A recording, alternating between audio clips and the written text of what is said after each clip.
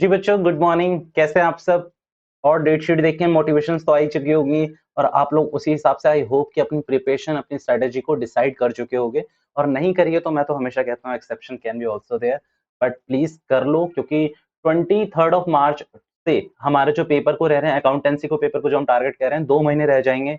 तो please plan your subjects, all your subjects accordingly कि आपको किस तरीके से कब क्या सिलेबस खत्म करना चाहिए। So best of luck again.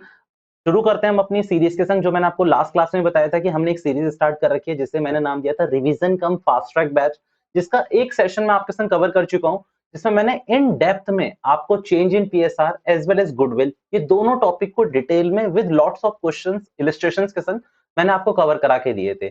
आज की क्लास में जो मेरा टॉपिक शुरू हो रहा है वो हो रहा है रिवैल्यूएशन अकाउंट से।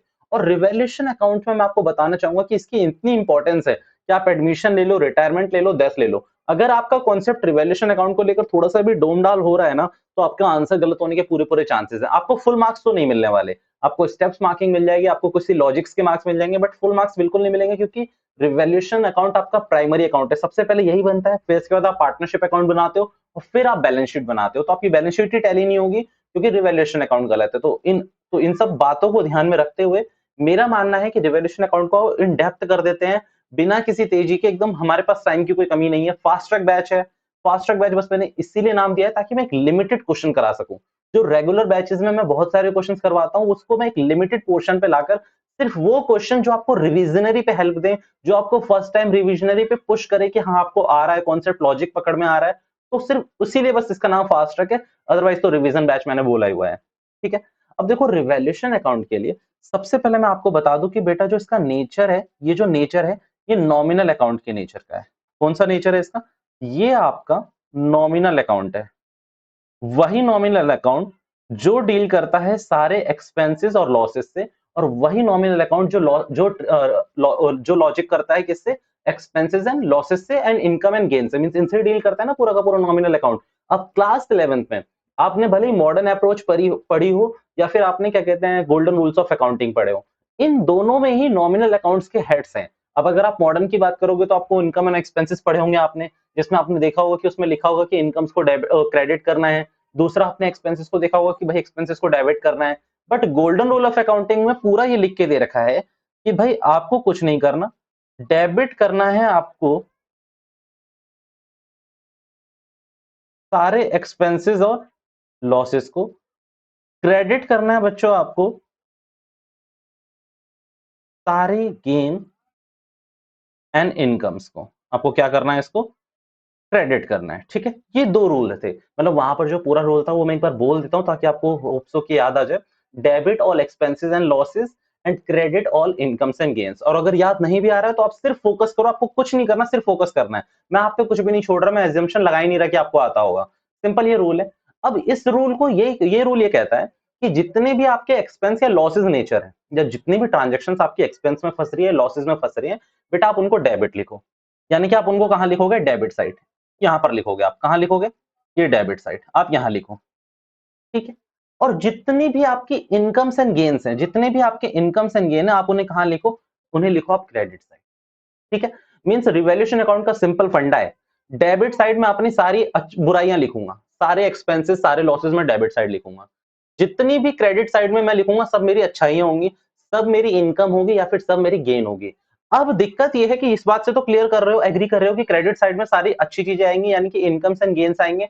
डेबिट साइड में बच्चों क्या आएंगे? बताओ बताओ। डेबिट साइड में आएंगे आपके सारे लॉसेस और एक्सपेंसेस। क्लियर है? अब ये अकाउंट का जब आपको फॉर्मेट पता चल चुका है, तो क्वेश्चन आपका ये होना चाहिए कि सर हम इस चीज को पहचानेंगे कैसे कि कौन सी ट्रांजेक्शन हमारी इनकम है या कौन सी ट्रांजेक्शन हमारी एक्सपेंस है या फिर कौन सी ट्रांजेक्शन हमारी लॉसेस है या फिर कौन सी ट्रांजेक्शन हमारी गेन है। देखो सिंपल मैं बोलूंगा आपसे, मैं इस पूरे एडमिशन पार्टनरशिप के चैप्टर में आपसे मैं एक चीज बोल देता हूं। मैं लॉसेस का जिक्र करूं या फिर मैं किसका एक्सपेंसेस का करूं, मैं एक संग मान के चलूंगा। कोई बात नहीं, एक ही है अभी मेरे लिए, एक ही है। टेक्निकली वी ऑल नो कि वो अलग है, बट अभी के लिए इस ट्रांजेक्शन के लिए मैं मान रहा हूं एक्सपेंसेस और लॉसेस मेरी एक ट्रांजेक्शन हो गई और मेरा गेन और इनकम वो एक ट्रांजेक्शन हो गई। पहले इस बात पे मेरी एग्री करो आप लोग। ठीक है। अब इसके बाद मैं आपको 4 एग्जांपल्स देने के लिए रेडी हूं, जिसमें मैं आपको easily with day to day life आपको समझाने के लिए रेडी हूं कि ये आपका क्या बनेगा, आप खुद बताओगे मुझे। आओ देखना शुरू करते हैं।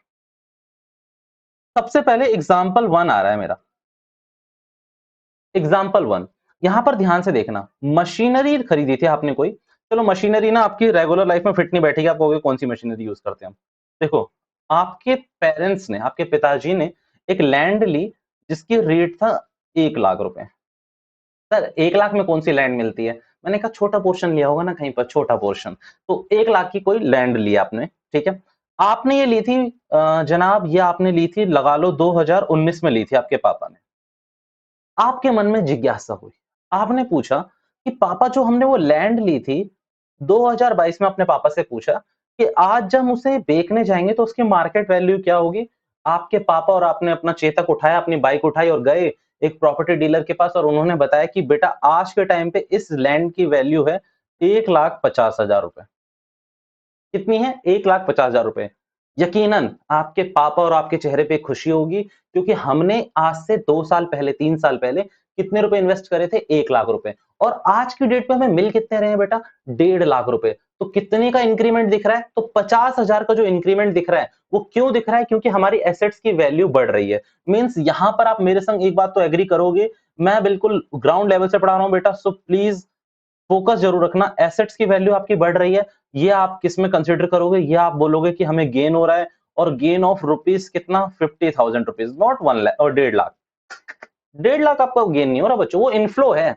गेन कितना है? 50,000 का, क्योंकि 1 लाख रुपए तो आपने ऑलरेडी इन्वेस्ट करा था ना। आप देखोगे कि नेट आउटफ्लो, नेट इनफ्लो कितना है? नेट इनफ्लो सिर्फ 50,000 का है। आउटफ्लो तो पहले 1 लाख का हो चुका है ना, अब इनफ्लो 1.5 का हो रहा है, तो नेट इनफ्लो कितना निकालोगे? सिर्फ 50,000, जो कि गेन के लेवल पे आएगा। एग्जाम्पल 1। अब इसी एग्जाम्पल को मैं तोड़ूं और इस एग्जाम्पल में आपको मैं बोल दूं कि भैया आप गए प्रॉपर्टी डीलर के पास 2022 में, उसने आपको मार्केट वैल्यू पता है कितनी बताई? उसने आपको मार्केट वैल्यू बताई 95,000 रुपीज। आप और आपके पापा शॉक्ड कि लैंड की वैल्यू तो कभी गिरती नहीं है। आपने भी हमेशा पढ़ा होगा कि लैंड हमेशा अप्रिशिएट होगी, हमेशा अप्रिशिएट होगी। बट आप मानिए कभी कभी एक्सेप्शन केसेस होते हैं। क्यों? भैया ऐसा क्या होता है? लेट्स से कि उस गवर्नमेंट ने वहां पर अपने कुछ प्रोजेक्ट्स ऐसे अनाउंस कर दिए कि जिससे उसकी वैल्यू बढ़ने के बजाय घट गई। मींस उन्होंने उसको नो जोन सेक्टर में कर दिया, नॉन रेजिडेंशियल एरिया में डाल दिया। उन्होंने बोल दिया कि हम अपने प्रोजेक्ट्स ला रहे हैं, हम यहाँ पर तोड़ के अपनी चीजें बनाएंगे। आप मना नहीं कर सकते ना उस चीज के लिए। कुछ भी एक्सेप्शन हो गए। मैं अब यहाँ पर लैंड के पीछे नहीं भागना चाहता, because we are not dealing with AS, कि हम एएस पढ़ रहे हैं तो मैं आपको सारी केसेस बताऊं। अभी के लिए बस आप एक मान लो कि मेरा एक लॉजिक है कि आपने कोई चीज 1 लाख की खरीदी थी, आज के टाइम पे 3 साल बाद वो कितने में बिकने के लिए रेडी है मालिक? वो 95,000, 95,000 में बिकने के लिए रेडी है। आप लोग कहोगे हम तो खुश हैं, क्योंकि 1 लाख रुपए हमने थोड़ी लगाए थे, हमारे पापा ने लगाए थे, वो दुखी हो। तो ऐसा नहीं होता। अगर आप टेक्निकली देखेंगे, आप फैमिली प्रोस्पेक्टिव से देखेंगे, तो आपको पता चलेगा कि यहाँ पर आपने लॉस करा लिया है अपना कितने रुपए का?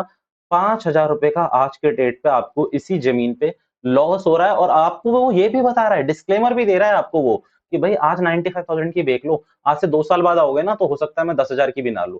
तो आप सोचोगे कि अब इसको सेट ऑफ किया जाए, तो ये बेटा आपको क्या हो रहा है? आपकी एसेट्स की वैल्यू में डाउनवर्ड फॉल हो रहा है, फॉल हो रहा है। और इसमें आप इसे कंसिडर करोगे कि ये आपको लॉस हो गया ₹5,000 का बच्चों।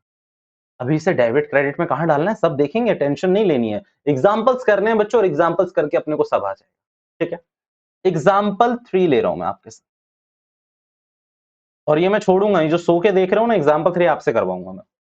आपको ना क्रेडिटर्स, यानी कि किसी को पे करने थे रुपीज 1,25,000 रुपए पे करने थे आपको किसी को। बट ये जो लाइबिलिटी थी ये 2021 की थी। 2022 में ना उसने आपसे बोला कि क्रेडिटर, कि मेरे डेटर, वो आपको डेटर बोलेगा ना, मैं, आप मुझे 1,25,000 पे मत करो।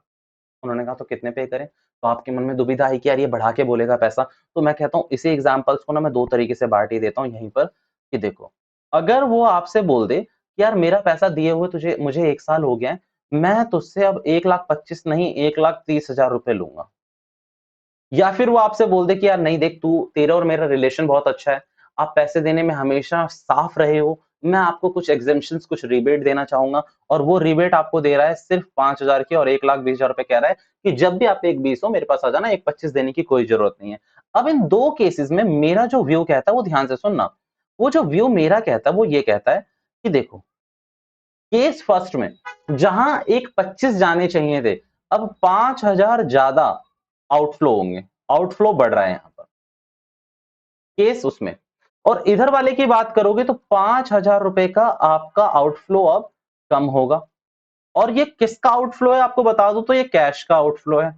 और कैश का आउटफ्लो जितना कम हो हम उतना अच्छा मानेंगे। भाई हमें आउटफ्लो देना नहीं पड़ रहा ना। अब टेक्निकली सोचो, आपने अपने दोस्त से पैसे उधार लिए थे 10,000 रुपए, वो आपसे कह रहा है कि तू 9,000 ही दे दियो, मुझे कोई दिक्कत नहीं, तू मेरा दोस्त है। आप खुश होगे कि आपको 1,000 रुपए का फायदा हो रहा है, गेन की रिस्पेक्ट में जाओगे। गेन के रिस्पेक्ट में कहां जा रहे हो, क्यों जा रहे हो? क्योंकि आपकी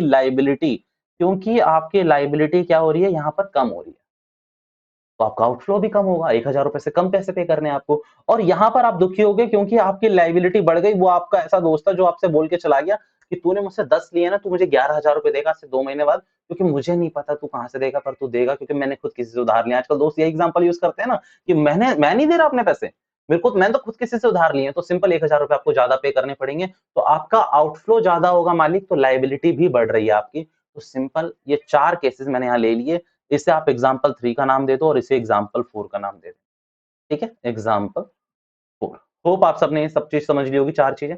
अब मैं आपको बताता हूँ कि डेबिट क्रेडिट का क्या रूल है यहाँ पर। ठीक है, सबसे पहले मेरी बात सुनना। डेबिट क्रेडिट का कुछ ऐसा रूल है, देखो गेन होगा आपको बिना सोचे क्रेडिट करना है। आपने पहले ही देख लिया कि ये आपका जो ट्रांजेक्शन है ये गेन के रूप में है या फिर लॉस के रूप में। तो गेन के रूप में है तो क्रेडिट, लॉस के रूप में है तो डेबिट। अब दोबारा आइए, यहां पर देखिए आपका आउटफ्लो ज्यादा हो रहा है, लाइबिलिटी बढ़ रही है, तो ये आपका लॉस नहीं दिख रहा आपको, ये आपका घाटा है। तो घाटा होगा तो हम क्या करेंगे, डेबिट। और ये आपकी इनकम है तो हम इसे क्या करेंगे, क्रेडिट। अब कुछ नहीं करना, अगर मैं आपको सिंपल बताऊं तो आपने जहां भी रिवैल्यूएशन अकाउंट बनाया हुआ है ना, तो आपको यहाँ पर लिख देना है कि देखो जो भी आपके एक्सपेंसेस, अब जैसे कि इनकम हुई थी, आपकी जो लैंड की वैल्यू है वो 5,000 बढ़ गई थी, कितनी बढ़ी थी, 25,000 बढ़ी थी ना। यस ये रही। तो लैंड की वैल्यू 50,000 बढ़ गई, तो आपने लैंड की 50,000 रुपए वैल्यू आपने यहाँ डाल दी। आपको दोस्त को 5,000 रुपए कम पे करने हैं, आप यहाँ डालोगे। बट आपको दोस्त को 5,000 रुपए ज्यादा पे करने हैं, आप यहाँ डालोगे। आपकी लैंड की वैल्यू बेटा 5,000 से गिर गई, आप यहाँ डालोगे, क्योंकि ये सारे आपके क्या है, लॉसेस। क्या है ये सारे, लॉसेस। अब मैं फिर से, मैंने आपको बोला था कि मैं आपको एक पॉइंट में करके दिखा दूंगा, आप इस पॉइंट को आप याद मत रखिएगा, क्योंकि देखिए ये सब चीजें ना मुझे रट्टा लगती है। मैं फ्रैंकली अपनी बात कर रहा हूँ, ये सब चीजें मैं लिखवा जरूर देता हूँ फॉर द कि भाई क्लास वर्क में बच्चे नोट कर लेंगे इसको, मतलब क्लास वर्क में बच्चे नोट के संग बाद में इसको रिवाइज करने में काम आ सकता है। बट आप इसको रिवाइज के लिए रखिए। लॉजिक आपको अकाउंट्स में अगर किसी चीज का नहीं पता ना, तो आप खुद के मजे ले रहे हैं, ये चीज याद रखिएगा। क्योंकि प्रैक्टिकली आज से 2-3 साल बाद आपसे कोई भी ये क्वेश्चन नहीं करवाने वाला, कोई ये क्वेश्चन नहीं कराएगा। आपके पास बेटा क्लाइंट्स आएंगे, क्लाइंट्स बोलेंगे कि हमें आप अकाउंटिंग करानी है मालिक, वो आपसे कोई क्वेश्चन नहीं पूछेगा कि हाँ बताओ इसकी एंट्री क्या है, इसकी एंट्री क्या है। वो सीधा आपको एक ओवरव्यू दे देगा, एक आपको रियल सिचुएशन बता देगा। उस रियल सिचुएशन में आपको अकाउंटिंग एस्पेक्ट्स ढूंढ रहे हैं, मॉनेटरी ट्रांजेक्शंस ढूंढनी है, और उसको रिकॉर्ड करके अच्छे से प्रिपेयर करके आपको उनको देना है। Means this is your source of income. In short this is your source of income. तो इसके संग मत खेलें कि सिर्फ एग्जाम प्रोस्पेक्टिव से सिर्फ क्वेश्चंस आने चाहिए अपने को, नहीं, अकाउंट्स उससे ज्यादा आगे है, ये याद रखिएगा। तो सिंपल अगर लैंग्वेज में आप अगर याद रखना चाहते हो तो मेरा सिंपल कहना है, एसेट्स का बढ़ना, आपकी एसेट्स का बढ़ना और लाइबिलिटीज का डाउनफॉल होना, एक ये ट्रांजैक्शन। दूसरी ट्रांजैक्शन आपकी एसेट्स का गिरना और लाइबिलिटीज का बढ़ना। बेटा आपका हमेशा ये बनेगा गेन, और हमेशा ये रिवैल्यूएशन में क्रेडिट होगा। ये आपका बेटा हमेशा बनेगा आपका लॉस, और ये हमेशा आपका रिवैल्यूएशन में क्या होगा, डेबिट होगा। ये बात याद रखिए, ठीक है। और आपको पता ही है, अगर आपकी क्रेडिट साइड ज्यादा है, आपकी क्रेडिट साइड ज्यादा है और आपका लॉस कम का हो रहा है, तो जाहिर सी बात है इधर आएगा रिवैल्यूएशन प्रॉफिट। कुछ बच्चों को यही नहीं पता कि रिवैल्यूएशन प्रॉफिट कहां आता है, रिवैल्यूएशन लॉस कैसा आता है। कुछ याद नहीं रखना, और ऐसा नहीं है कि आपने पढ़ा नहीं, आपने सब पढ़ा हुआ है बच्चों, आपने सब पढ़ा हुआ। आपको ध्यान क्या रखना है कि अगर मेरी क्रेडिट साइड ज्यादा है, मेरी इनकम ज्यादा है, मेरी इनकम 1,00,000 रुपए और मेरा एक्सपेंस 30,000 रुपए है, तो भाई 70,000 रुपए मेरा प्रॉफिट ही है ना, जिसे आप सेविंग भी बोल सकते हो घर के रिस्पेक्टिव में। तो सिंपल है, अगर मेरी इनकम ज्यादा है और एक्सपेंसेस कम है, यानी कि क्रेडिट साइड ज्यादा है और डेबिट साइड कम है, तो मेरा ये क्या निकलेगा, इनकम। बट अगर मेरी डेबिट साइड ज्यादा है, मेरे एक्सपेंसेस ज्यादा है और इनकम कम है, तो ये कम क्या निकलेगा, रिवैल्यूएशन लॉस। ठीक है। और मैं एक और चीज पढ़ा दूं आपको, रिवैल्यूएशन और रीअसेसमेंट का। देखो कभी भी एसेट्स के लिए तो तुम लोग यूज कर लो रिवैल्यूएशन, ठीक है, बट लाइबिलिटीज के लिए हम करते हैं रीअसेसमेंट। रीअसेसमेंट का मतलब क्या, पता कर रहे हो कि एक्चुअली में आपको कितना पे करना है, रीअसेस कर रहे हो, पूछ रहे हो उससे, क्योंकि आप कभी भी बेवजह से कॉल करके नहीं पूछोगे कि कितना पे करना है, कितना नहीं पे करना। इसे रीअसेसमेंट प्रोसेस कहते हैं। रीअसेसमेंट मतलब आप वैल्यूएट कर रहे हो कि आपकी आज के टाइम पे एक्चुअल लायबिलिटी बची कितने की है, ठीक है। तो रिवैल्यूएशन एसेट्स के लिए, रीअसेसमेंट आपकी लायबिलिटीज के लिए होता है। ये था हमारा रिवैल्यूएशन अकाउंट का कोई एक छोटा सा क्वेश्चन। इसके जो क्वेश्चन मैंने सोचे अभी मैं अपने टॉपिक पे कंटिन्यू कर रहा हूँ, ठीक है। इसके क्वेश्चन आपको वीडियो नंबर 3 में या 4 में मिल जाएंगे, आफ्टर दैट मिल जाएंगे। इंपॉर्टेंट क्वेश्चन के नाम से मैं लगा के दे दूंगा, जिसमें मैं फुल फ्लेज क्वेश्चन कर रहा हूँ और रिवैल्यूएशन अकाउंट के भी क्वेश्चन हो गए। और जो वो क्वेश्चन मैं डिस्कस करूंगा वो मैं कॉन्सेप्ट का भी ध्यान रखूंगा आपको कराने से पहले, और दूसरा मैं आपको एक और चीज बता दूं कि उसमें मैं आपको मोस्ट इंपॉर्टेंट क्वेश्चन करवाऊंगा, ठीक है। अच्छा, टू और बाय का भी कॉन्सेप्ट रह गया, ला रहा हूं मैं उसको, ला रहा हूँ, टेंशन मत लो। टू और बाय नहीं बताया तो तुम तो मार ही दोगे जान से। उसी को करा देता हूँ पहले मालिक, टू और बाय नहीं कराया तो कुछ नहीं कराया, पता है। चलो, रिवैल्यूएशन अकाउंट में एक सिंपल टॉपिक आता है टू और बाय को लेकर, टू और बाय को लेकर। अब इस टॉपिक को क्लियर मैं करा देता हूं। देखो, टू का मतलब है आपको एग्जैक्ट वैल्यू दे रखी हो।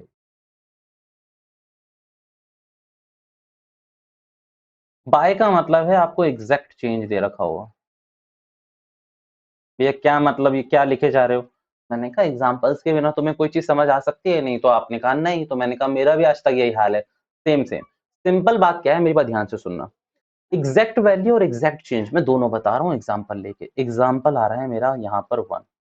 आपको बेटा क्वेश्चन बताएगा कि land and building valued ₹2 10 lakhs, ठीक है। अब आप, मैं आपको सिंपल बता देता हूँ, पहले ये खत्म कर देता हूँ टू वाला। आपको बता रहा है लैंड एंड बिल्डिंग की जो वैल्यूटेड हुई है ₹10 लाख हो चुकी है। मींस आज में उसकी वैल्यू कितनी है? 10 लाख रुपए, ठीक है। आप जाके देखोगे कि एग्जिस्टिंग बैलेंस शीट में, एग्जिस्टिंग बैलेंस शीट में इसकी वैल्यू कितनी थी। तो आपने बच्चों जाके देखा तो एग्जिस्टिंग बैलेंस शीट में इसकी वैल्यू थी लेट्स से 9 लाख रुपीस। कितने थी? 9 लाख रुपीस। अब ध्यान से सोचो, यहाँ पर आपको फॉल बैक या फिर वो नहीं बता रहा कि कितने का हुआ, सिंपल आपको दो वैल्यू बता रहा है। जैसे मैंने एग्जांपल में भी लिया था, 10 लाख रुपए मेरी वैल्यू आज के टाइम पे है, पहले 9 लाख रुपए की थी। पहले कितने की थी? 9 लाख रुपए की थी। तो यानी कि ये वैल्यू उठाकर मालिक आपको कहां डालनी होती है? ये वैल्यू उठाकर आपको डालनी होती है बैलेंस शीट में, because this is nothing but exact value of your assets. This is the exact value of your asset. और ये जो 9 लाख रुपए ये कहीं डालना है? मैंने कहा नहीं, ये कहीं भी नहीं डालना, इसको पड़े रहने दो एग्जिस्टिंग बैलेंस शीट में। हाँ, इसमें ये देखो कि 10 लाख से 9 लाख हो गई तो 1 लाख से आपकी जो वैल्यू है लैंड एंड बिल्डिंग की वो बढ़ गई है। और अभी अभी मैंने आपको एक इंपॉर्टेंट नोट में लिखवाया है कि अगर एसेट्स की वैल्यू बढ़ रही है तो आपका गेन है। तो ये कहां चला जाएगा? आपका रिवैल्यूएशन अकाउंट में, डेबिट साइड में आप इसको डाल के छोड़ दो, क्रेडिट साइड में इसको डाल के छोड़ दोगे, क्योंकि ये आपका क्या है? गेन है, ठीक है। केस समझ आया आपको कि टू को कैसे करना है? अच्छा, अब इस केस को उल्टा करें ना, तो इस केस में ये भी हो सकता है कि मशीनरी वैल्यूड टू ₹5 लाख। और एग्जिस्टिंग बैलेंस शीट का भी बता देता हूं मैं। एग्जिस्टिंग बैलेंस शीट में जल्दी से देखिएगा, बैलेंस शीट में आपको बता रहा है 6 लाख रुपए। तो अब ध्यान से देखना, ये वैल्यू तो आपकी उठ के चली जाती है कहां पर? ये वैल्यू उठ के चली जाएगी आपकी बैलेंस शीट में, क्योंकि क्वेश्चन ही आपको खुद बता रहा है कि ये आपकी आज की करंट वैल्यू है, कि भाई आज की आपकी वैल्यू कितनी है? इतनी है, 5 लाख रुपए तो आपको डाल देनी है। एग्जिस्टिंग कितनी थी? 6 लाख रुपए। तो इस 6 लाख की वैल्यू का आप ध्यान लगाओगे कि 6 लाख की वैल्यू थी, आज के टाइम पे 5 लाख की रह गई है। तो 1 लाख का यहाँ पर कुछ भी नहीं, आप खुद समझ गए होंगे कि यहाँ पर आपका फॉल है, एसेट्स में फॉल है, और एसेट्स में फॉल होना आपका लॉस माना जाएगा। और आप इसे डेबिट करोगे कहां पर? रिवैल्यूएशन अकाउंट में। कहां डेबिट करोगे आप इसको? रिवैल्यूएशन अकाउंट में आप इसको मालिक डेबिट करो। तो ये था आपका टू का, और टू के लिए इसीलिए मैंने लिखा था कि टू का मतलब एग्जैक्ट वैल्यू, और जो कि कहां डलती है, आप यहाँ ये भी लिख सकते हो कि वो आपकी कहां डलती है? बैलेंस शीट में डलती है। कहां डलती है? बैलेंस शीट में, ठीक है। अब अगर आप बात करोगे बाय की, तो उसमें एग्जैक्ट चेंज आता है। एग्जैक्ट चेंज का मतलब क्या है कि देखो, अब इसमें एग्जाम्पल में यही ले रहा हूं, एग्जाम्पल 3। तो आपको क्वेश्चन खुद बोलेगा कि बिल्डिंग इंक्रीज्ड बाय, और डिक्रीज भी हो सकता है, इंक्रीज्ड बाय ₹50,000। तो इसका मतलब सिंपल ये है कि ये वैल्यू एग्जैक्ट चेंज है, भले एडिशन में हो या सब्ट्रैक्शन में हो, ये एग्जैक्ट चेंज है। तो 50,000 रुपए से आपकी वैल्यू क्या हुई है, बढ़ गई है। तो बेटा ये तो आप डालोगे सीधा रिवैल्यूएशन अकाउंट में, क्योंकि वहां क्या जाता है, रिवैल्यूएशन में एग्जैक्ट चेंज आता है। तो रिवैल्यूएशन अकाउंट में क्रेडिट साइड, और बैलेंस शीट में क्या डालोगे, तो एग्जिस्टिंग बुक वैल्यू में, बी बीवी बीवी में, बुक वैल्यू में आप ऐड कर दोगे अपने कितने 50,000 रुपए, और इससे शो कर दोगे आप आपकी न्यू बैलेंस शीट में। और इसे डिक्रीज में होता तो मैं क्या दे देता कि रिवैल्यूएशन अकाउंट की डेबिट साइड में डालोगे और एग्जिस्टिंग बैलेंस में आप इसको कम करके दिखाओगे। ठीक है, मींस हम रिवैल्यूएशन अकाउंट को पूरा का पूरा इन डेप्थ में एनालाइज करा के आ चुका हूं आपको। टू और बाई का केस बच रहा था, वो भी करा दिया था। अभी मैं आगे मूव ऑन कर रहा हूं आपको एक्यूमुलेटेड लॉसेस एंड गेन्स वाले में, और उसके बाद हम इस चैप्टर को आज फिनिश करके ही मानेंगे। शुरू करते हैं, रखते हैं अपना सेशन। ठीक है, चलिए अब आगे के टॉपिक अपने कर लेते हैं शुरू। ठीक है, अगला जो टॉपिक है मेरा वो है आपका एक्यूमुलेटेड लॉसेस और गेन्स को लेकर। ठीक है, इसको लेकर एक्यूमुलेटेड लॉसेस और गेन्स की बातों को लेकर है। मैं आपको बता देता हूं कि इसमें होता क्या है। देखो, एक्यूमुलेशन का मतलब है कि ओवर द ईयर्स, मतलब बहुत सालों से हमारी कोई चीज इकट्ठी होती जा रही है। भले ही वो गेन हो सकता है, भले ही वो लॉस हो सकता है, हम उसे राइट ऑफ नहीं कर रहे हैं, वो हम इकट्ठा कर रहे हैं। वो गेन भी हो सकता है, लॉस भी हो सकता है। तो उन चीजों को हम इकट्ठा करके हम अपनी बैलेंस शीट में शो करेंगे, क्योंकि इकट्ठा करके हमें कहाँ शो करना होता है अकाउंटिंग के लिए, बैलेंस शीट में। और ईयर टू ईयर के जो इफेक्ट्स हैं वो सिर्फ आपको एक ही जगह पता चलते हैं, हमेशा बैलेंस शीट। क्योंकि बैलेंस शीट आपकी ईयर टू ईयर के इफेक्ट लेती है ना, और तो कुछ होता नहीं है, क्योंकि पिछले साल का पीएनएल का इस साल से पीएनएल के कोई रिलेशन होता ही नहीं है। तो भाई रिलेशन जो ईयर टू ईयर जो कैरी फॉरवर्ड होता है, वो कैरी फॉरवर्ड होता है बैलेंस शीट में। अब आपको एक्यूमुलेटेड लॉसेस और गेन्स की ट्रांजेक्शन दे रखी होती है पार्टनरशिप में। सबसे पहले मैंने बता दिया, एक्यूमुलेटेड लॉसेस का मतलब ऐसे लॉसेस जो बहुत सालों से इकट्ठा थे, जो राइट ऑफ होना अभी बाकी है। और एक्यूमुलेटेड गेन्स का मतलब बहुत सालों के पड़े हुए प्रॉफिट, बहुत सालों के पड़े हुए रिजर्व्स जो आपके इकट्ठा थे, आज उन्हें राइट ऑफ करने का समय आ जाएगा। जब आपको रिटायरमेंट डेट एडमिशन के क्वेश्चन करने, तो आपको उसे राइट ऑफ करना होता है। तो बेसिकली मैंने दो पार्ट्स में बांटा हुआ है। अगर आप ध्यान से देखोगे तो एक्यूमुलेटेड लॉसेस में मैंने दिया हुआ है goodwill, profit and loss accounts, advertisement, suspense account. मैं सबकी बातें करूंगा आपके संग। गेन्स में आपको मैंने बात करी है पीएनएल अकाउंट के, क्रेडिट बैलेंस की, जनरल रिजर्व की, investment fluctuation and workman compensation fund. बेटा इस पे आप मार्क करेंगे, वेरी वेरी इंपॉर्टेंट।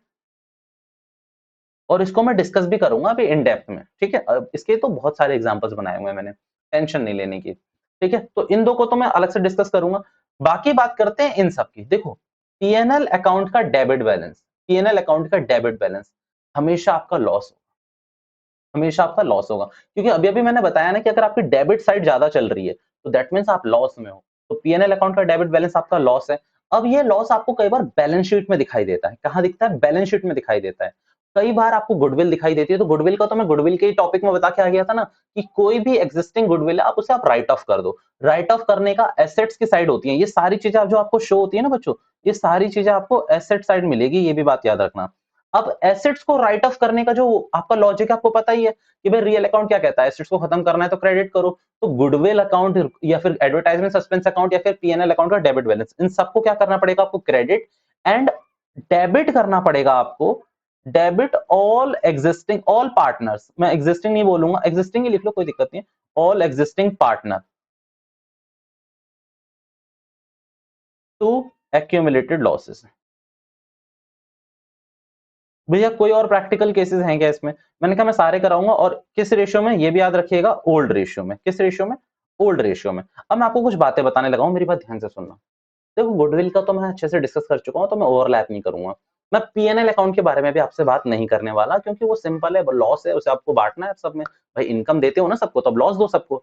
मैं बात करूंगा एडवर्टाइजमेंट सस्पेंस अकाउंट्स की, कि बच्चों के मन में ये डाउट जरूर आ सकता है कि what is this, and in a very short span of time मैं ट्राई करूंगा इसे मैं खत्म कर दूं, क्योंकि इतना डेप्थ में बता पाना होगा नहीं जायज। ठीक है, देखो ध्यान से सुनना।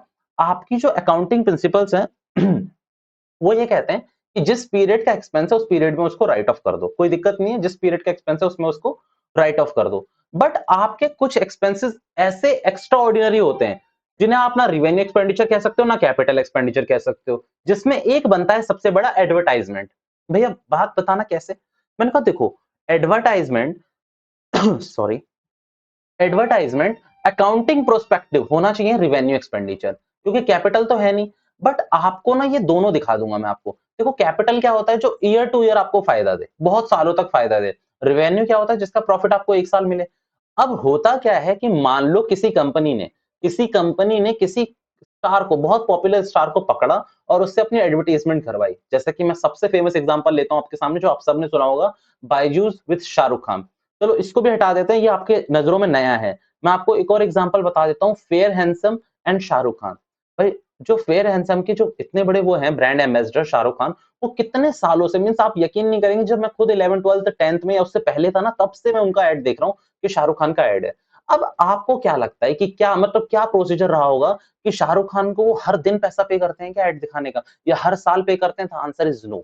बेटा एड की पेमेंट एक साथ होती होगी और 1 साल में हो जाती होगी, क्योंकि अगर टर्म्स हो सकता है डिफरेंट हो, बट एग्रीमेंट में ये जरूर लिखवा दिया जाता होगा कि भाई अगले 10 साल तक जो ये अमाउंट आपको पे कर रहे हैं, हम आपका एड क्या करेंगे, टीवी पे प्ले करेंगे।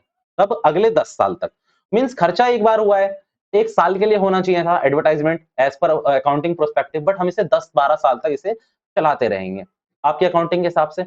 और आप यकीन मानिए, ये आपको आपके रिवेन्यू में भी हेल्प कर रहा होगा। क्यों? यार एडवर्टाइजमेंट आप किसी टीवी चैनल के थ्रू हर दिन, हर रोज, हर शो पे दिखा रहे हो, दैट मीन्स आपका एक्सपेंडिचर लग रहा है। और एक्सपेंडिचर आप कब लगाओगे? जब आपको उससे कुछ रिटर्न भी दिखेगा। और ऑब्वियसली बात है, अगर शाहरुख खान जैसे बड़े ब्रांड एम्बेसडर ऐड कर रहे हैं किसी चीज को, तो उससे लोग इन्फ्लुएंस होंगे, बिकॉज ही इज इन्फ्लुएंसर ना, वो बहुत बड़े इन्फ्लुएंसर है। तो उनसे लोग इन्फ्लुएंस्ड होके, इम्पैक्ट होके, इफेक्ट होके उसको खरीदेंगे जरूर, जिससे हमारी फेयर हैंडसम की क्या होगी, सेल अप होगी। तो ये क्या है, हमें हमारा खर्चा एक बार करा और बहुत साल तक बेनिफिट दे रहा है, बहुत साल तक। बायजूस का एक बार ऐड करा होगा, बीच में नया ऐड आ रहा होगा, तो उसके पैसे मिल रहे होंगे, पक्की उनकी बात है। बट अब ऐसा नहीं हो सकता ना कि शाहरुख खान बायजूस छोड़ के अनअकैडमी का ऐड करने लगे, या अनअकैडमी छोड़कर वेदांतु किसी का भी करने लगे, ऐसा नहीं हो सकता। भाई वो उसी कंपनी के संग एसोसिएट रहेंगे एज पर टर्म्स, और उसकी एड, उनके एड कंपनी चलाती भी रहेगी अपने अपने टीवी चैनल्स पे, जिन जिन पे उन्हें टेलीकास्ट कराना है। उससे होगा क्या, इन रेवेन्यू इंक्रीज होगा, लोग बायजूस को बार बार देखेंगे, पेरेंट्स इंपैक्ट होते हैं, पेरेंट्स उनको कहेंगे कि चलो रजिस्टर्ड करा लेते हैं, सेल अपलिफ्ट हो रही है, उनका रेवेन्यू बढ़ रहा है बायजूस वालों का, तो सिंपल ना, बात खत्म हुई। अब बायजूस अपना बढ़ा रही है, जब इंक्रीमेंट रेवेन्यू बढ़ा रही है, तो ये कहना तो गलत होगा ना कि इतना बड़ा जो ह्यूज अमाउंट हमने शाहरुख खान जैसे ब्रांड एम्बेसडर को दिया है, वो एक ही साल के पीएनएल में इंपैक्ट करा दें, जबकि उसका प्रॉफिट आने वाले सालों तक आता रहेगा, आता रहेगा, आता रहेगा। तो इस बात को लॉजिकली सोचिए, जब उसकी इनकम आगे आने वाले सालों में भी आएगी, तो क्यों ना हम उस एक्सपेंस को प्रोपोर्शनेटली बांट दें। मींस हम कर देते हैं ना, मींस इस साल ज्यादा आएगा, तो हमने चलो एस्टिमेशन लगा ली कि 100 करोड़ में से 50 करोड़ तो हम इसी साल कर लेंगे, और आगे आने वाले सालों में, अगले 5 सालों में 10-10 करोड़ करके हम इसे राइट ऑफ करते रहेंगे। तो इसीलिए एक अकाउंट बनाया जाता है कॉल्ड एडवर्टाइजमेंट सस्पेंस अकाउंट, जिसके पीछे की ये पूरी कहानी रहती है। आपकी बुक में अभी इतना एनालिसिस इसीलिए नहीं है, बिकॉज़ आपको वहाँ पर अभी सिर्फ याद कराया हुआ है कि ये एक एक्यूमुलेट लॉस है, इसको राइट ऑफ कर दो। बट मैंने आपको पूरा लॉजिक बता दिया, जो आपको इंटरेस्ट जगाए रखने के लिए, प्रैक्टिकली कनेक्ट करने के लिए बहुत ज़रूरी था। तो सिंपल एडवर्टाइजमेंट सस्पेंस अकाउंट क्या आपको पता चल गया है। अब इन तीनों में से किसी भी चीज़ को आपको राइट ऑफ करना है, तो आपको क्या करना है, इन तीनों चीज़ों को टू क्रेडिट करना है, टू लिखकर, टू गुडविल, टू क्या कहते हैं, पीएनएल अकाउंट का debit balance, to advertisement suspense account, और all partner in their old ratio आपको क्या कर देना है, डेबिट कर देना है। ठीक है, सिंपल आपको यही करना है। बात करते हैं लॉस गेन्स की। बात किसकी करते हैं, गेन्स की। देखो होता क्या है, कई बार पार्टनर इतने अच्छे होते हैं, कहते हैं कि हर साल प्रॉफिट को ले जाना हमारी बैलेंस शीट को इंपैक्ट करेगा, और हमारे न्यू प्रोजेक्ट्स में भी हमें फंडिंग की जरूरत पड़ती रहती है। तो क्या करो, इस पैसे को एक जगह लगा कर रखो, और over the period of time अगर हमें इसे यूज करना हुआ तो हम हिचकिचाएंगे नहीं, हम यूज भी कर लेंगे, और अदरवाइज तो हम इसे ले ही लेंगे, हम इसे कंज्यूम कर लेंगे। तो इन सारी चीजों को, ये गेन है, कहां से बनता है, पीएनएल अकाउंट से बनता है। जनरल रिजर्व कहां से बनता है, पीएनएल से बनता है, नेट प्रॉफिट से बनता है। तो सिंपल है क्या, इन दोनों चीजों को हम क्या कर लेंगे, अगर हमें कुछ नहीं इनका यूज आ रहा है, तो इन दोनों को हम डेबिट करेंगे, टू पार्टनर्स कैपिटल अकाउंट के हिसाब से हम सारे प्रोपोर्शनेटली अपने अपने रेशियो में ले जाएंगे इन चीजों को। बात आती है investment fluctuation reserve and workman compensation reserve. This is a most important topic, जो आपको एडमिशन पे भी पढ़ाया होगा, जो आपको रिटायरमेंट में भी पढ़ना है, जो आपको डेथ में भी पढ़ना है। इंपॉर्टेंट टॉपिक है, अच्छे तरीके से समझा रहा हूं विद एग्जांपल्स, काफी सारी केस स्टडीज हैं इसके ऊपर, ध्यान से देखना।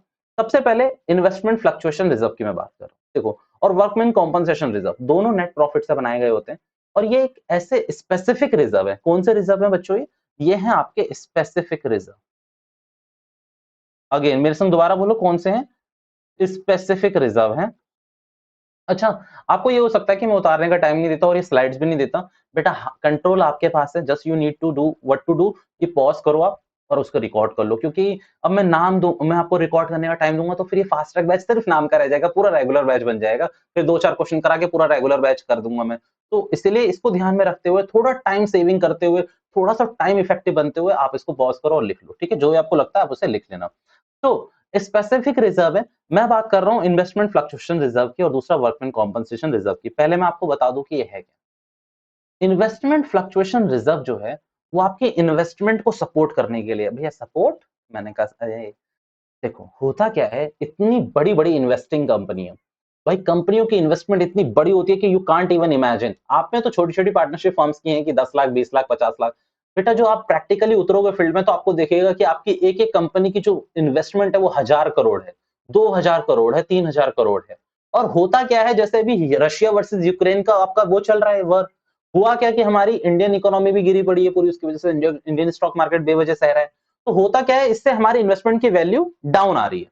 अब लेट्स से किसी कंपनी ने, एबीसी लिमिटेड ने 1000 करोड़ रुपए डाल रखे थे मार्केट में as a mutual fund, investment थी उनकी।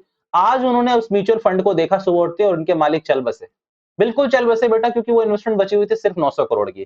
सीधा 1000 करोड़ से 900 करोड़, 100 करोड़ का loss, and this is not a small amount. मेरी नजरों में तो नहीं है 100 करोड़ बिल्कुल स्मॉल अमाउंट। 100 करोड़ का सीधा लॉस हो रहा है। तो अब सोच रहे हैं कि कौन लड़ रहा है और कहां पर इंपैक्ट हो रहा है। तो होता क्या है, कंपनीज एक्ट 2013 के प्रोविजंस पे ये बोला गया है कि पार्टनरशिप पे भी लगे हुए हैं अकाउंटिंग के लिए। तो उन्होंने मतलब पहले से बने हुए 2013 से भी पहले से ही होंगे। बट अभी के लिए मैं आपको जो बता रहा हूँ वो समझो, ये भूल जाओ, कंपनीज एक्ट 2013 मैंने वर्ड ही नहीं लिया, भूल जाओ इसको, वहां मत लगे रहना। कंपनीज एक्ट 2000 क्या होता है, छोड़ दो उसको, इधर आओ, इधर देखो, इधर देखो, इधर देखो, इधर फोकस करो। सिंपल, कंपनीज एक्ट 2013 को भूलना है, बता नहीं रहा मैं उसके बारे में कुछ भी।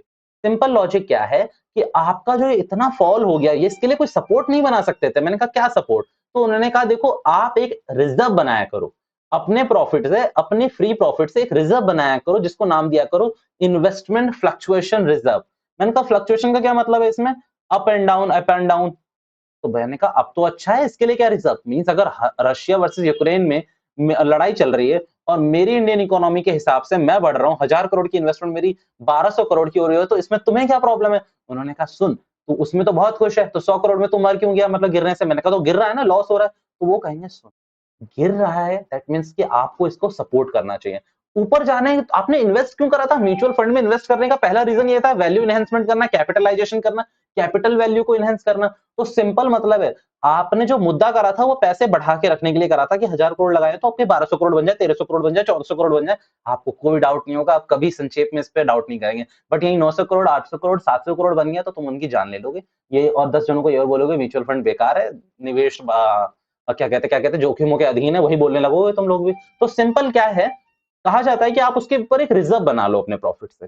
वो रिजर्व कितने का होगा मालिक, वो आपको याद नहीं रखना, कंपनी आपको बताएगी, आपको क्वेश्चन बताएगा कि भाई आपकी इन्वेस्टमेंट इतने की थी, आपका रिजर्व इतने का था। अब अगर लेट से आपकी वैल्यू में फॉल हो रहा है, फॉल डाउन जा रही है, तो आपको क्या करना है, उस रिजर्व से पैसा निकाल कर उसमें डाल देना है।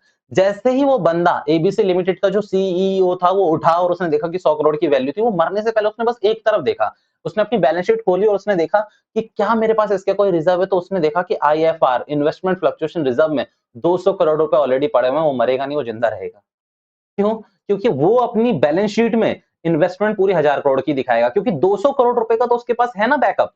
तो 100 करोड़ की वैल्यू गिरी है, अभी तो उसके पास इतना बैकअप है कि वो 100 करोड़ रुपए और गिरा सकता है अपनी वैल्यू। मतलब रशियन वर्सेस यूक्रेन का अगर युद्ध होता भी रहे, वार होता भी रहे, तो भी कोई दिक्कत नहीं है, कहेगा 100 करोड़ का लॉस मेरे पास है, मतलब 100 करोड़ में और सपोर्ट कर सकता हूँ। तो सिंपल बात ये है, डेफिनेशन आप में लिखी हुई है, डेफिनेशन पढ़ाने से मेरे को कोई इंटरेस्ट नहीं आता, क्योंकि अकाउंट का सिंपल मुद्दा है, 80% थ्योरी, 80% प्रैक्टिकल, 20% थ्योरी। थ्योरी इसमें से आने वाली नहीं है, व्हाट इज आईएफआर। तो सिंपल है, आईएफआर का लॉजिक मैंने आपको पूरा पूरा बता दिया कि आपकी इन्वेस्टमेंट की ड्रॉप वैल्यू को, डाउन वैल्यू को सपोर्ट करने के लिए एक रिजर्व बनाया जाता है आउट ऑफ प्रॉफिट, कि भाई वैल्यू गिरे तो उसमें से यूज करके आप अपने आप की अपनी इन्वेस्टमेंट को as a market value match कर सको। ठीक है, जितने में खरीदी थी एटलीस्ट उतना मैच कर सको। ये आपको लिख के भी दे रखा है और आपको एक बहुत प्यारा केस कराने वाला हूं मैं, और इस केसेस में आपको बहुत चीजें करनी है मेरे साथ साथ। ठीक है, देखो सबसे पहले अब ये पूरा एक बार देख लो कि है क्या।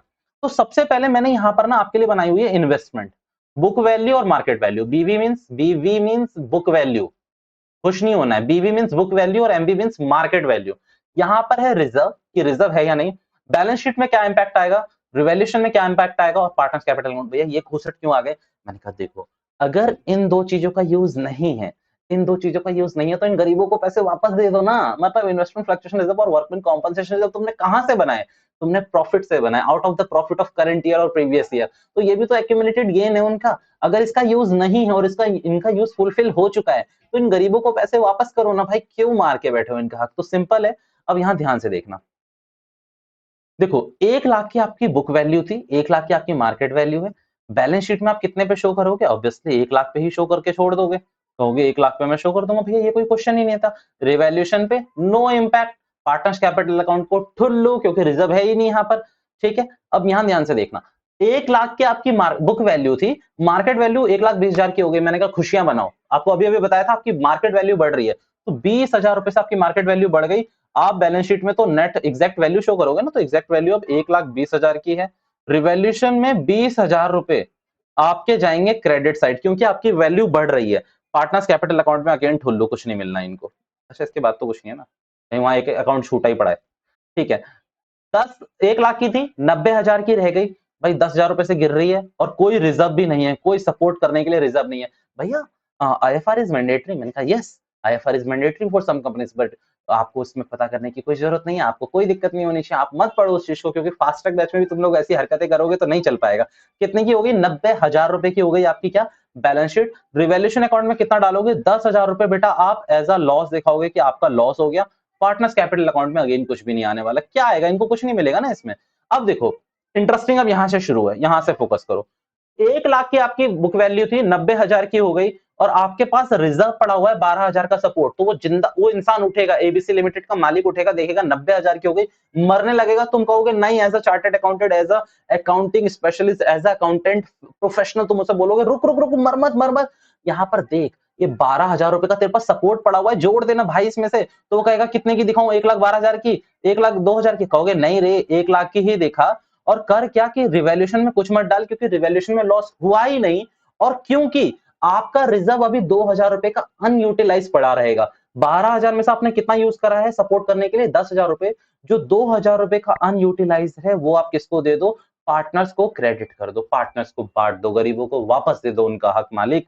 अब देखो दोबारा से, 1 लाख की आपकी बुक वैल्यू थी, मार्केट वैल्यू आपकी कितने की रह गई है? 1,10,000 रुपए की, और 12,000 का आपका रिजर्व है। जरूरत क्या है भाई तुम्हें? मतलब अगर वो सीईओ उठा और उसने 1,000 करोड़ की इन्वेस्टमेंट 1,200 करोड़ की देखी तो वो खुश होगा ना, तो आप भी खुश हो जाओ। इसमें कुछ नहीं आएगा आपका रिवैल्यूएशन में। हाँ जरूर इफेक्ट आएगा कि 10,000 रुपए आपको और क्रेडिट करने हैं, बट आपकी जो मार्केट वैल्यू रहेगी वही आपकी शो हो जाएगी as a book value of balance sheet में 1,10,000 रुपए, और पूरा का पूरा 12,000 रुपए आपको रिवैल्यूएशन अकाउंट में बांट देना है, क्योंकि आपका पूरा का पूरा अनयूटिलाइज्ड पड़ा हुआ है। अगेन मेरी बात दोबारा से सुनना, 1 लाख की वैल्यू थी, 85,000 की रह गई, सपोर्ट करने के लिए 12,000 है, फिर सीईओ मर जाएगा, पक्की बात है मरेगा। अब यहाँ 12,000 ही था सपोर्ट करने के लिए, तो मैंने कहा देखो ले लो 12,000 तो ले लो, तो 85,000 में 12,000 ऐड करोगे तो 97,000 रुपीज तुम लोग बैलेंस शीट में शो कर सकते हो। कितना शो कर सकते हो? 97,000 रुपीज। बट अभी भी 3,000 रुपए का फॉल है, तो 3,000 रुपए का फॉल आप कहां दिखाओगे? रिवैल्यूएशन अकाउंट में। पार्टनर्स को कुछ नहीं मिलना। पार्टनर्स बस अनयूटिलाइज आईएफआर पड़ा ना तो वो पूरा ले जाएंगे, बस इतना याद रखना है। पार्टनर्स को तब छेड़ना है कि अनयूटिलाइज आईएफआर है, वो ले जाएंगे। अब 1 लाख का था, यहाँ पर 80,000 रुपए की आपकी मार्केट वैल्यू थी, 10,000 रुपए का सपोर्ट था, तो कितना हो गया यहाँ पर? वैसे ये होमवर्क होता है हमारा, बट फिर भी मैं ही करा रहा हूँ। 90,000 का सपोर्ट करोगे, क्योंकि 80,000 में आप कितना जोड़ दोगे? 10,000 रुपए। और अब यहाँ पर कितना शो करोगे आप? 10,000 रुपए एज अ डेबिट में शो कर दोगे, पार्टनर्स को अगेन कुछ नहीं मिलना। तो ये था पूरा आपका आईएफआर का कॉन्सेप्ट। एक बार मैं चाहूंगा इसको जरूर देख लो आप बैठकर कि मैंने किस तरीके से करा है। चाहिए तो इसका स्क्रीनशॉट निकाल के रखो, कोई दिक्कत नहीं है मुझे। ठीक है, निकालिए और इसको रिवाइज जरूर करना, क्योंकि आईएफआर के यही क्वेश्चन तुम्हें मिलेंगे। ठीक है, मैं अपने नेक्स्ट टॉपिक पे आना चाहूंगा, वर्कमैन कॉम्पनसेशन रिजर्व्स पे। ठीक है, अब इसमें सिंपल क्या है आपको मैं बता रहा हूं, एक और लाइन में, एक और कहानी के साथ में, क्योंकि कहानियां बहुत है हमारे पास अकाउंट्स में। कहानियां ये जनाब, और कहानियां सारी सच्ची घटनाओं पर आधारित है। क्यों? क्योंकि अकाउंट्स को क्या प्रैक्टिकली करते हो ना जाके कंपनीज में, या इमेजिनरी ये होगा तो मैं एंट्री करूंगा, ऐसा नहीं कर सकते ना। कहानियां बता के तो प्रैक्टिकल होनी चाहिए पूरी अकाउंटेंसी, क्योंकि this is not about question, this is about our source of income, this is about our कि how professional we will be in future. तो वो जितने केसेस आपको पता है उतने ही आप प्रोफेशनल बनोगे। Last topic workman compensation reserve simple है भाई, आपकी फैक्ट्रीज में लोग काम करते हैं, उनको चोट लग सकती है, वो स्ट्राइक पे बैठ सकते हैं, उनकी डेथ हो सकती है। आप एज ए एम्प्लॉयर आपका हक बनता है कि आप उनको कुछ अच्छा दे। अगर उनको आपकी कंपनीज में ड्यूरिंग द ऑपरेशन उनको चोट लगी है, कुछ भी लगी है, you are the only person to bear that expenses. भैया क्यों? मैंने कहा देखो आपकी फैक्ट्री में काम कर रहा था, भैया आपने सुना होगा ना आपके घर के अगल बगल में एक ऐसी फैक्ट्रीज है, आग का काम होता है, ये होता है, बंदों को अनफॉर्चुनेटली थोड़ी सी चोट लग गई, कुछ हो गया, स्ट्राइक्स पे बैठ गए, तो आपको उन्हें सपोर्ट करना पड़ेगा जनाब, आपको उनको सपोर्ट करना पड़ेगा। और फैक्ट्रीज एक्ट आपको ऐसी की तैसी कर देगा अगर आपने नहीं बनाया तो। ये भी कंपलसरी लॉ है, बट अगेन आपको याद नहीं करना। फैक्ट्रीज एक्ट भी भूल जाओ, मेरी गलती थी, मेरे मुंह से निकल गया, बट आप याद रखना ये फैक्ट्रीज एक्ट है जो ये कहता है कि आपको वर्कमैन कॉम्पनसेशन रिजर्व बनाना चाहिए। अब ये भी क्या है, मैंने लिख दिया कॉम्पनसेशन टू एम्प्लॉयज के लिए है, क्या है, इंजरी, डेथ और स्ट्राइक में काम आ सकता है। इसमें केस 3 बनाए हुए हैं, सिंपल से बहुत छोटे छोटे केसेस हैं। आओ वन शॉट में इसको देख के भी इसको भी खत्म करते हैं। देखो डब्ल्यूसीआर कितने का था, 1 लाख का। भैया डब्ल्यूसीआर वर्कमैन कॉम्पनसेशन रिजर्व, डर क्यों जाते हो तुम लोग? Workman compensation reserve, there is no claim. गरीबों को बुलाओ। कौन गरीब? भैया पार्टनर। कौन गरीब? अगेन गरीब मतलब कौन? तो पार्टनर्स। तो पार्टनर्स कैपिटल अकाउंट में आप लोग इसको क्या कर दोगे मालिक? इसको आप क्या कर दोगे? क्रेडिट, खत्म। बांट दो इनको, बांट दो, बांट दो, दे दो, कोई क्लेम ही नहीं है, अनयूटिलाइज फंड है। अब यहाँ देखो 1 लाख का था, 80,000 का क्लेम मार लिया उन्होंने, तो 20,000 रुपए का आप यहाँ देख रहे होगे अनयूटिलाइज्ड बचा हुआ है। कितना बचा हुआ है? 20,000 रुपए का अनयूटिलाइज। तो इसको फिर अगेन पार्टनर्स कैपिटल अकाउंट में क्रेडिट कर दो। अब ध्यान से देखना, 1 लाख का था आपका डब्ल्यूसीआर, 1,20,000 का क्लेम हो गया। ये पार्टनर्स इतने गरीब हैं कि ये अनयूटिलाइज ले जाएंगे पर देंगे नहीं एक्सेस कुछ भी। तो ये 20,000 रुपए आप कहाँ डालोगे? ये 20,000 रुपए डेबिट साइड डालोगे आप बेटा, रिवैल्यूएशन अकाउंट में। किसमें? रिवैल्यूएशन अकाउंट में, डेबिट साइड। तो सिंपल भाई, मेरे को एक मुद्दा याद रखना, आईएफआर हो, आईएफआर किसके लिए? इन्वेस्टमेंट के लिए। डब्ल्यूसीआर किसके लिए? वर्कर्स के लिए। वर्कर्स पे क्लेम आएगा तो जितना क्लेम आ रहा है ठीक है, नहीं आ रहा तो पूरा का पूरा बांट दो अगर रिजर्व है तो। अगर क्लेम ज्यादा आ रहा है तो रिवैल्यूएशन दिखाओ, अगर क्लेम कम है या बराबर है तो ठीक है, वहां से एडजस्ट हो जाएगा। आईएफआर के लिए, इन्वेस्टमेंट फ्लक्चुएशन रिजर्व के लिए क्या है? अगर आईएफआर है तो सपोर्ट करो, जितना मैक्सिमम हो सकता है उतना सपोर्ट कर लो। अगर अनयूटिलाइज बच रहा है तो पार्टनर में बांट दो। अगर पूरा यूटिलाइज करने के बाद भी लॉस रह रहा है तो रिवैल्यूएशन में दिखाओ। सिंपल कहानी है। अब तीसरा और लास्ट टॉपिक है जिसमें मैं ज्यादा आपसे बातें नहीं करूंगा, सिर्फ आपको इसका बताऊंगा, और इसके क्वेश्चंस तो मैं करने ही वाला हूं ना आपके संग, आप टेंशन मत लेना।